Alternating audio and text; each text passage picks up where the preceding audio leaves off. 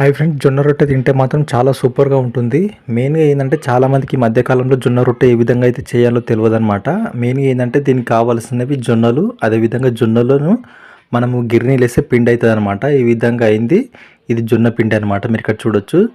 జొన్న రొట్టెల పిండి ఈ విధంగా అయితే ఉంటుంది. మెయిన్గా ఏంటంటే కట్టెలపై మీద చేస్తే చాలా సూపర్గా ఉంటుంది. అయితే ఈ మధ్యకాలంలో చాలామంది సిటీలో ఉన్న ఆడవాళ్ళకి కూడా జొన్న రొట్టె అంటే ఏంటిదో కూడా తెలియదు. అది చాలామంది ఇంకో విషయం ఏంటంటే చేయడానికి కూడా చాలామంది ఇబ్బంది అయితే పడుతుంటారు అనమాట. మీరు ఇక్కడ చూడొచ్చు, ఇది జొన్న పిండి అనమాట. జొన్న పిండిని ఈ విధంగా పిండి అయితే ఈ విధంగా వేయాలి.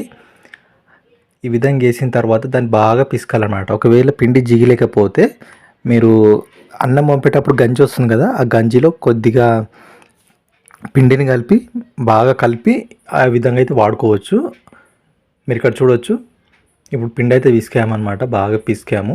అయితే దానికి సపరేట్ బండ కూడా ఉండాలన్నమాట. రొట్టెలు చేయడానికి సపరేట్ బండ ఉంటే చాలా బాగుంటుంది. అదేవిధంగా ఇంకో విషయం ఏంటంటే మీరు ఇక్కడ చూడొచ్చు, పిండి మాత్రం చాలా జిగి ఉండాలన్నమాట. పిండి జిగి ఉంటేనే రొట్టెలు చేయడానికి చాలా సులభంగా ఉంటుంది. మీరు ఇక్కడ చూడొచ్చు, కింద ఒక బండ ఉంది కదా, అది జొన్న రొట్టెలు చేయడానికి సపరేట్ బండ అయితే కావాలి. కేవలం మనం చేతులతో చేయడానికి మాత్రమే ఈ జొన్న రొట్టె వీలవుతుందన్నమాట. మీరు ఇక్కడ చూడొచ్చు, మంచిగా పిసకాలి. ఇది జిగి ఉండదు అనుకోండి, చాలా బాగుంటుంది అనమాట. ఒక్కొక్కసారి ఏమైతే అంటే పిండి అనేది జిగి ఉండదు అనమాట. పిండి జిగి ఉండకపోతే ఈ విధంగా అయితే అతుకోదు. మీరు ఇక్కడ చూడొచ్చు, పిండి మంచి జిగి ఉందన్నమాట.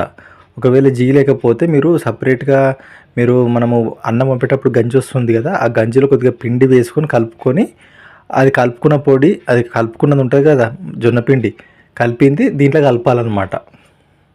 దీంట్లో కలిపితే, పిండిలో కలిపితే మంచిగా ఈ విధంగా అయితే వస్తుంది. అంటే ఒకవేళ జిగి లేకపోతే, జిగి ఉంటే డైరెక్ట్ మీరు నీళ్ళు కలుపుకొని ఈ విధంగా ముద్దలు చేసుకోవచ్చు అనమాట. అయితే ఈ మధ్యకాలంలో ఏంటంటే రోడ్డు పక్కన 20 రూపాయలకు జొన్న రొట్టెను అమ్ముతారు, అది కొంటారు అనమాట.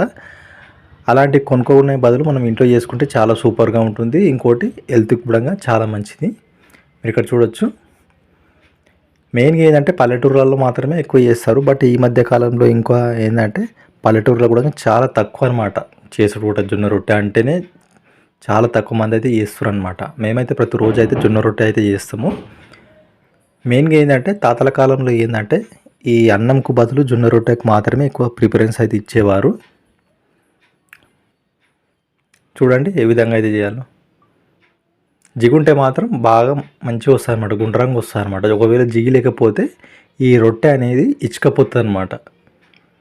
మీరు ఇక్కడ చూడొచ్చు, ఈ విధంగా కొట్టుకుంటూ చేయాలన్నమాట చేతితోటి, చాలా జాగ్రత్తగా.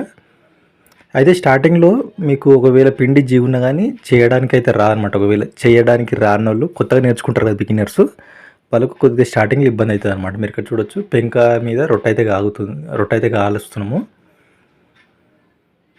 మన అన్వేష్ అయితే వచ్చాడు, రొట్టె తింటా అంటుండు. వేడి రొట్టె ఆయనకి ఇద్దామని మేమైతే చూస్తున్నాము అన్వేష్కు. ఈ విధంగా అయితే ఉంటుంది. మెయిన్గా ఏంటంటే మనం చేసిన రొట్టెని పెంక మీద వేసుకొని మంచిగా కాసుకున్నట్టు